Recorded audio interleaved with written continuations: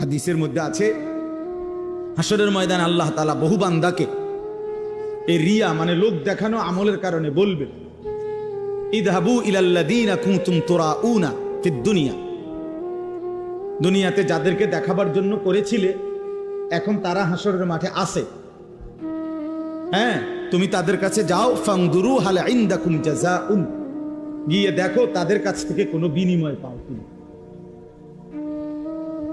তুমি যাদেরকে দেখাইবার জন্য করছিলা তারা আছে এখন হাসরের মাঠে, যাও ওদের কাছে গিয়ে তোমার কর্মের বিনিময় যাদেরকে দেখাইবার জন্য করছিলা ওদের থেকে নাও, আমার থেকে নিবা কেন? আমার জন্য তো করো নাই। বুঝছেন নি ফেসটাম নেই তো আল্লাহ তাআলা যদি প্রত্যাখ্যান করে তো কে বিনিময় দিবে? কঠিন ব্যাপার এটা। কোরআন শরীফে আছে স্পষ্ট, আল্লাহ তাআলা বলছেন, ওয়ালা ইউশরিক বিইবাদাতি রাব্বিহি আহাদা, আমি আল্লাহর কোন ইবাদতের মধ্যে সামান্যতম কাউকে অংশীদার বানানো যাবে না,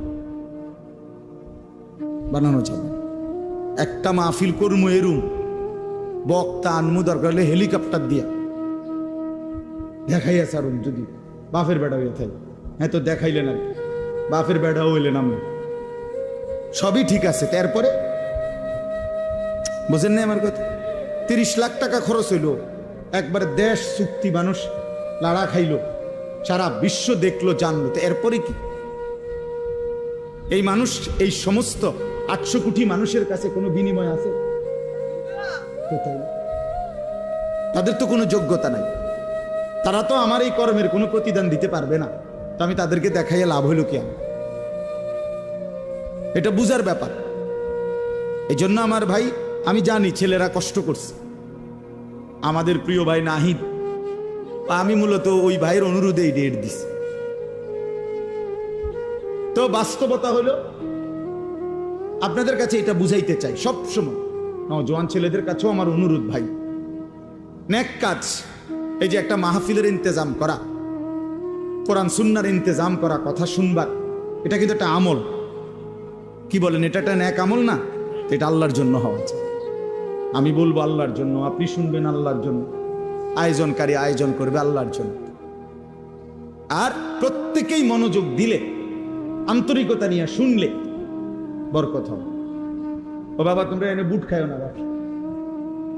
ব্যাটকাইও না বেকুবের মতো, হাইসো না, হাইসো না, বন্ধ করো বাবা, পরে খাইও, পকেটে নাও এটা।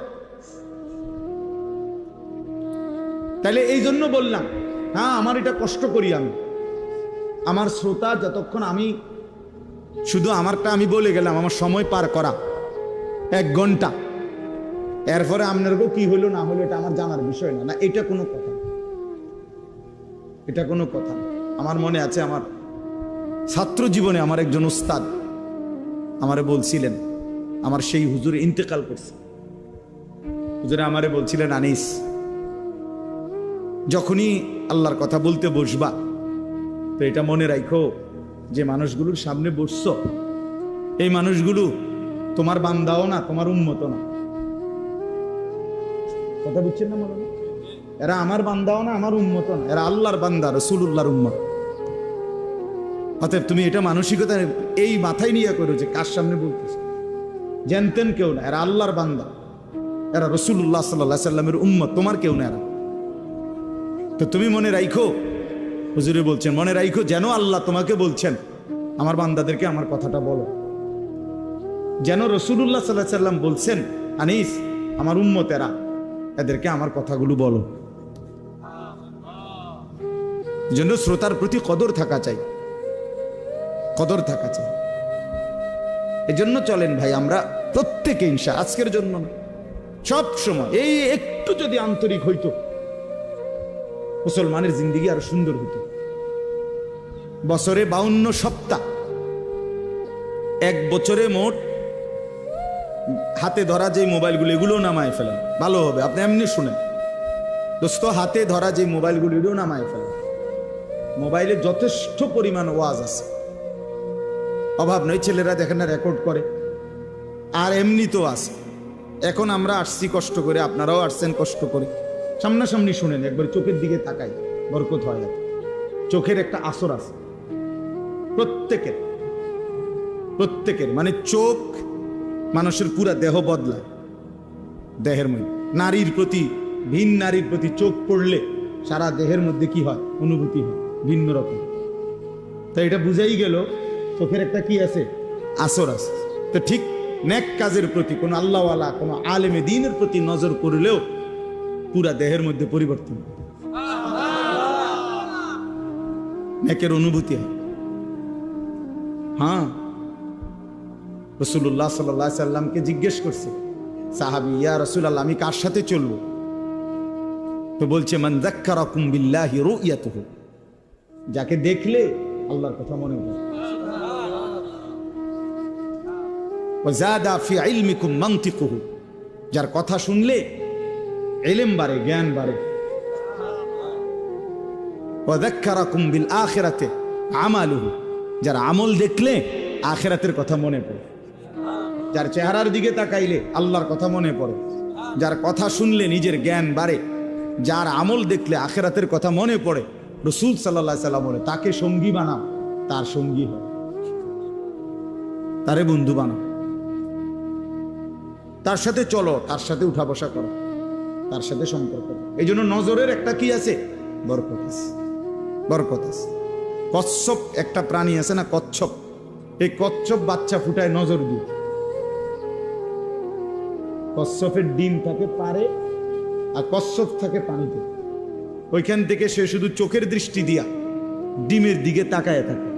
এই নজরের বরকতে কিছুদিন পর ডিমের থেকে বাচ্চা ফুটে। হ্যাঁ, এজন্য নজর বদলায়। গুনার নজর গুনার প্রতি প্রভাবিত করে, নেক কাজের নজর।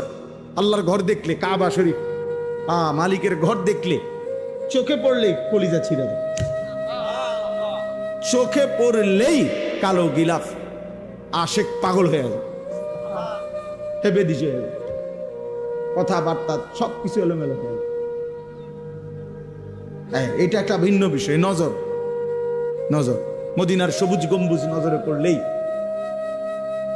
সফরের সমস্ত ক্লান্তি দূর হয়েছে, দূর হয়ে নজরের সাংঘাতিক বরকত পরিবর্তন হয়।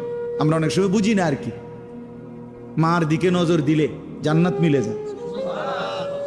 নবীজি বলছে না, মায়ের দিকে নজর দিয়া মার দিল যদি খুশ হয়ে যায়, মা যদি খুশি হয়ে যায়, তো নজর দিলে জান্নাত মিলে যায়। যেই স্ত্রী স্বামীর সামনে এভাবে দাঁড়ায় যে স্বামী তার দিকে তাকাইলে, স্ত্রীর দিকে, স্ত্রীর হাসি মুখ দেখলে স্বামীর দিল খুশি হয়ে যায়, আল্লাহ রাসূল সাল্লাল্লাহু আলাইহি ওয়াসাল্লাম বলছেন, ওই নারী জান্নাতি নারী, শ্রেষ্ঠ নারী। হ্যাঁ, এই নজর। নজর মানে মহিলা এভাবেই স্বামীর সামনে পেশ করছে নিজেকে, যে স্বামীর দিল তাকাইছে, রে ইজা নাযারা ইলাইহা সাররাত, নজর। এরকম অনেক উদাহরণ দিলাম। এই জন্য ভাইয়া সবাই এটা খেয়াল করা। ওই যে এই অপদার্থ, এটা বুঝলাম, এইটারে আলবিদা রাখছে। এখন কেমন লাগলো কথাটা শুনছ? আমি তো সুন্দর করেই বলছিলাম। হ্যাঁ, অনেকেই আছে গাদ্দার, মানসিকতাটা হলো এমন যে তুই বেটা ইতান হুজুর মুজুর বেটা, থো এতে বালা কত হুজুর দেখছি বেটা। এটা এক ধরনের মানে মানসিকতাটার মধ্যে একটা তেড়ামি বা, যে যা বলুক আমি আমার মতো। এটা বর্তমান ইয়াং ছেলেদের অনেকের মানসিকতা এমন, যে ভদ্রতা, শালীনতা, বংশের, মা বাবার, ধর্মের, কোরআনের, ইসলামের, ব্যক্তিত্বের, মানবিকতার কোনো ইজ্জত, সম্মান, ভদ্রতা থাকুক বা না থাকুক, আমি আমারটা করি। কাঁদতে কেরুম লাগছে এটা তোমার বুঝ, আমার তো কিচ্ছু লাগছে না। বড় সাংঘাতিক, অনেক বড় অধপতন। মনে রাখবা ভাই, ছেলেদেরকে বল যে তোমার কাছে কোনোটাই আলাদা কোনো ফিলিংস করে না। এখানে আমার চাচা আছে, বাবা আছে, দাদা আছে, এখানে দাড়িওয়ালা মুরব্বী আছে, ওলামায়ে কেরাম আছে, হ্যাঁ, এটা মাহফিল, না আমি আমার মতো, আমি যেমন আছি তেমনই। এই যে মানসিকতা, এটা কিন্তু অনেক বড় মুসিবত, বিপদ, অনেক বড় বিপদ। পরিবেশের কারণে মানুষ আসর হয়। as-suhbatu muta'aththira, আরবিতে বলে যে সাহচর্য, সংস্পর্শ প্রতিক্রিয়াশীল। যে জিনিস যার সংস্পর্শ পায়, ছোঁয়া পায়, ওইটার আসর তার মধ্যে আসে। যেমন আতর লাগাইলে বাতাসের মধ্যে অন্যের নাকে যে আতরের ঘ্রাণ লাগে, এটা বাতাসের থেকে লাগে, নাকি এবার গায়ে তো এবার লাগাইছে না, নাক লাগাইছে না। কিছু লোক কমে গেলে ভালো, নেমে যান আপনারা, জওয়ান মানুষ নেমে যান, জান ভাই ওখানে যান, জান ভাই যাও, ভাই নওজোয়ান ভাই ওখানে যাও।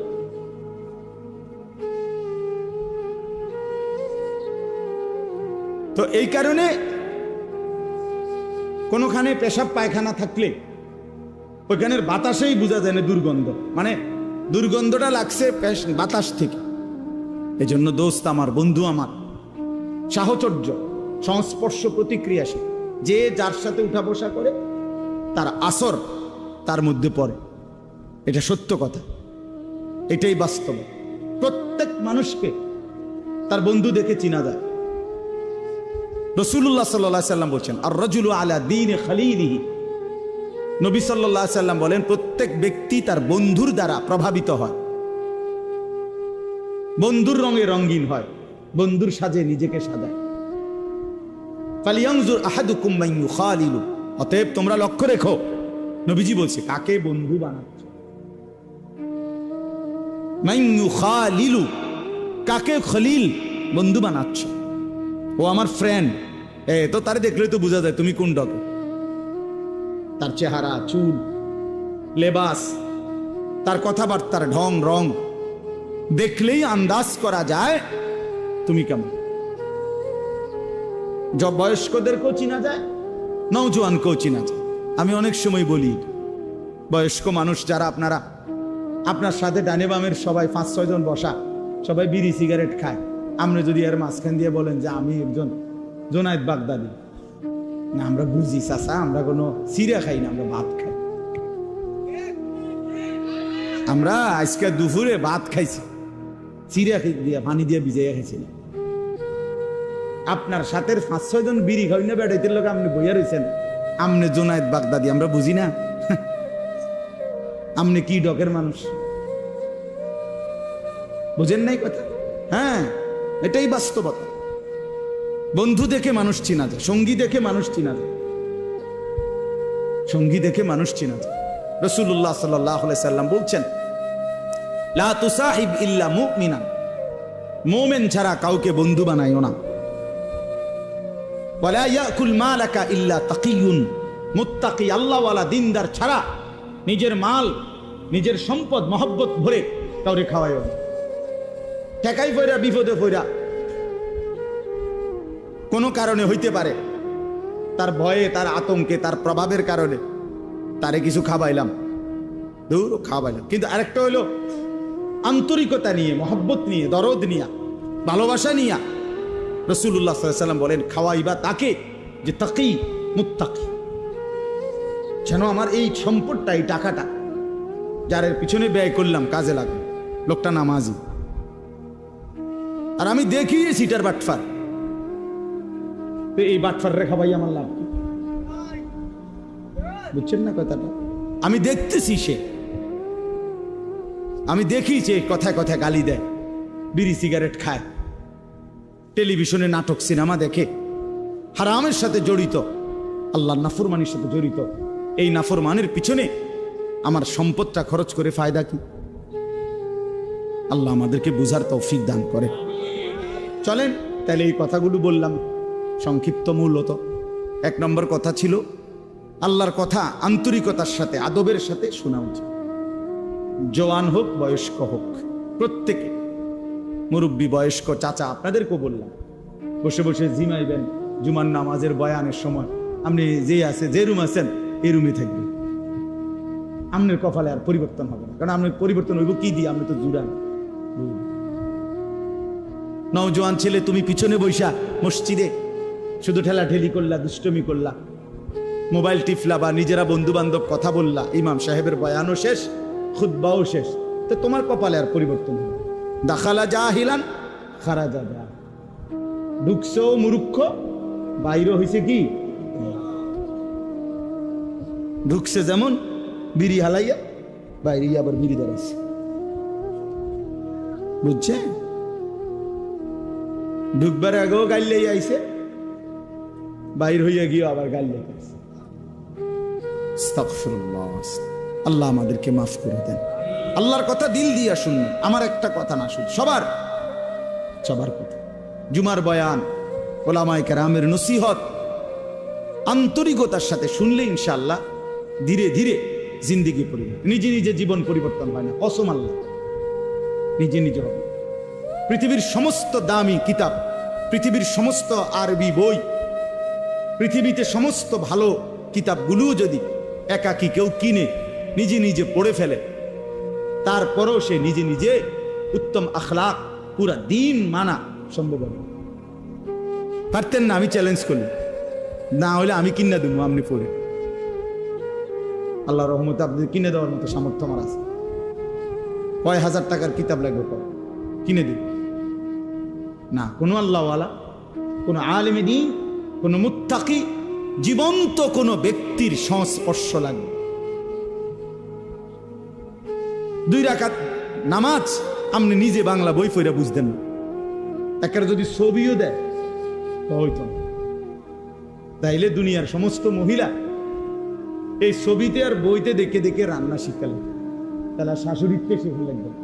কিন্তু দুনিয়ার সমস্ত বৌদের নিয়ম কি? নিয়ম তো এইটা না যে শাশুড়ির লগে কয়দিন কি করে, 3 মাস 6 মাস মহিলারা রান্না শিখে। এই জন্য দয়া করে আমরা প্রত্যেকেই এটা বুঝতে হবে, ওলামায়ে কেরামের সাথে যাদের আন্তরিক পূর্ণ সম্পর্ক নাই, তারা সহি সঠিক বিশুদ্ধ আমল থেকে বঞ্চিত হয়, বঞ্চিত। অনেক লোক আছে লজ্জায়, শরমে, অথবা একটু আনইজি ফিল করে, অথবা কিছুটা অহংকারী কারণে নিজের নামাজ, নিজের ওযু, নিজের সূরা কেরাত কেউ রে শুনায় না কোনো আলেম। হাবড়া হাবড়া রেডি পড়তে আছে, কিতা জানি পড়ে না রে বাপ, ঠিক না।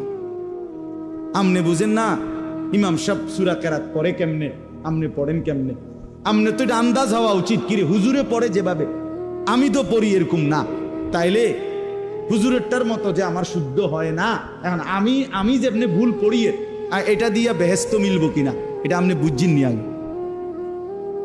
আমার কথাটা বুঝছেন? ইমাম সাহেব কোরআন শরীফ পড়লে শুদ্ধ পড়তে হবে, আর আমনে মুক্তাদির কোরআন শরীফ অশুদ্ধ হইলেও চলবে। আমনে বেহেস্তে যাইতে হইলে ভুল কোরআন শরীফ পড়ে যাইবেন, আর আমি বেহেস্তে যাইতে হইলে শুদ্ধ কোরআন শরীফ পড়ে যাইতে হইবে। এই বেইনসাফি হলো কেন? কথা বুঝেন নাই? কি ব্যাপার? আমি নামাজ ঠিক করে পড়তে হইব, আমার সূরা কেরাত দোয়া কালাম আমি সব ঠিক কইরা তারপরে বেহেস্তে যাওয়ান লাগবো। আর আমনের সবগুলো ভুল নিয়া আমনে বেহেস্তে যাইবেন গা, বেহেস্তে এরকম মামুর বাড়ি হয়ে গেল কেমনি? এতটা সহজ হয়ে গেল কিভাবে? আমার শায়েখ আল্লামা মুফতি মুশতাকুর নবী সাহেব এই জন্য বলে, জান্নাত এতটা কঠিন না, অর্জন করা যাবে না, আবার এতটা সহজ না যে বিনা মেহনতে আমনে যাইবেন না। বুঝেন নাই আমার কথা? জান্নাত এতটা অসম্ভব নয় যে মেহনত কইরাও আমল করেও জান্নাতে যাওয়া যাবে না, না জান্নাত এত কঠিন না। আবার এতটা সহজও না যে টাকা 200 ইমাম সাহেবরে দিয়া আপনি বেহেস্তে যাইবেন, না না না, এটা আমনের চাচার শ্বশুর বাড়ি না। এর জন্য কোরআনুল কারীমের মধ্যে সমস্ত জায়গায় আছে, বারবার আল্লাহ তাআলা বলছে জান্নাতের বিনিময় বান্দা কেন দিলাম তোমারে, জান্নাত কেন দিলাম, কেন দিলাম, কেন দিলাম, জাযাআম বিমা কানু ইয়ামালুন। আল্লাহ তাআলা বলছে বান্দা তুমি যে সারা জিন্দেগি আমল করেছ সেই আমলের বিনিময়ে জান্নাত দিলাম, আমলের বিনিময়ে দিলাম। জাযাআম বিমা কানু ইয়ামালুন ওয়ালানাজজিয়ান্নাহুম আজরাহুম বিআহসানি মা কানু ইয়ামালুন। রব্বুল আলামিন বলে বান্দা আমি রব্বুল আলামিন তোমার সমস্ত নেক আমলের বিনিময়ে আখিরাতে হাসরের ময়দানে সর্বোত্তম বিনিময় তোমাকে ফিরিয়ে দেব। রব্বুল আলামিন বলেন, বান্দা এক জাররা এক বিন্দু, ইন্নী লা উযীউ আমালা আমিলিন মিনকুম মিন যাকারিন আও উনসা। আল্লাহ বলে, পুরুষ হও আর নারী হও, আমি রব্বুল আলামিন ওয়াদা দিলাম ঈমানের সাথে যতগুলো নেক আমল করেছো একটা আমলও আমি আল্লাহ নষ্ট হতে দেব না, আমি বিনিময় দেব, একটাও না। ইন্নী লা উযীউ, আমি নষ্ট করব না বান্দা, তোমার প্রতিটা আমল আমি আল্লাহ তাআলা বিনিময় দেব, ফিরিয়ে দেব, ফিরিয়ে দেব। এজন্য বাপ, দুনিয়া মূল হিসাব না, আখিরাত মূল হিসাব। দোস্ত আমার, বন্ধু আমার, নওজোয়ান ছেলেরা আমার, এটা মনে রাখো ভাইয়া, আখিরাত মূল হিসাব, আখিরাত মূল হিসাব। আল্লাহ তাআলা আমাদেরকে ঈমানের দৌলত দান করছেন। সোয়া লাখ আম্বিয়া, আদম আলাইহিস সালাম থেকে নিয়ে আমাদের নবী মুহাম্মদ সাল্লাল্লাহু আলাইহি সাল্লাম পর্যন্ত এই সোয়া লক্ষ নবী মানুষদেরকে ঈমানের দাওয়াত দিয়েছেন, এই কালেমার দাওয়াত দিয়েছেন, ঠিক না? কথাটা বুঝছেন কিনা আমার? ঈমানের দাওয়াত দিয়েছেন সমস্ত নবীরা, কালেমার দাওয়াত দিয়েছেন। কুলু লা ইলাহা ইল্লাল্লাহ তুফলিহুন, হে আল্লাহর বান্দারা লা ইলাহা ইল্লাল্লাহ পড়ো, ঈমান আনো, নিজেরে মুমিন বানাও, তোমরা সফল হবে। তো এই